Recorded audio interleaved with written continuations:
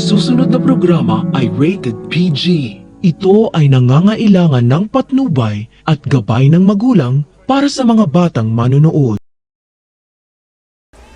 Tuluyan na ngang namaalam si Lolo Pepe sa kanyang mga mahal sa buhay at hindi man lang niya naibunyag ang katotohanan na si Zoe ang tumulak sa kanya dahil hindi niya ito apo.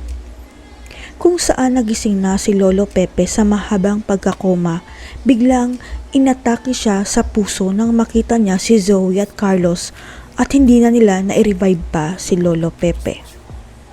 Kaya abot langit ang pagtataka ni Giselle kung bakit tinuturo ng papa niya si Carlos, kaya magkakaroon ng duda si Giselle na may kinalaman si Carlos sa nangyari kay Lolo Pepe. Tuwang-tuwa naman si Moira sa loob ng Bartolina nang ibalita sa kanya na patay na si Lolo Pepe dahil hindi na nito malalantad pa ang pinakatago-tago nilang sikreto ni Zoe.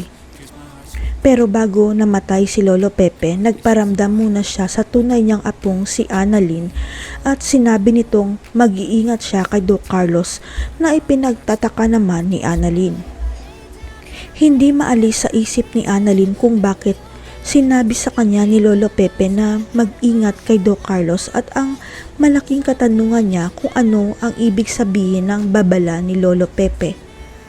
Kaya mababanggit ni Annalyn sa tita Giselle niya na nagparamdam sa kanya si Lolo Pepe at sinabi nitong mag-iingat siya kay Doc Carlos na ikinagulat naman ni Giselle. Dahil tandang-tanda ni Giselle ang mukha ni Lolo Pepe na takot habang tinuturo niya si Doc Carlos na naging dahilan kaya biglang inatake sa puso ang papa niya. Noong una wala lang kay Giselle ang tungkol kay Carlos. Pero nang sinabi na ni Annalyn na nagparamdam sa kanya si Lolo Pepe, doon na mas lalong lumakas ang hinala ni Giselle.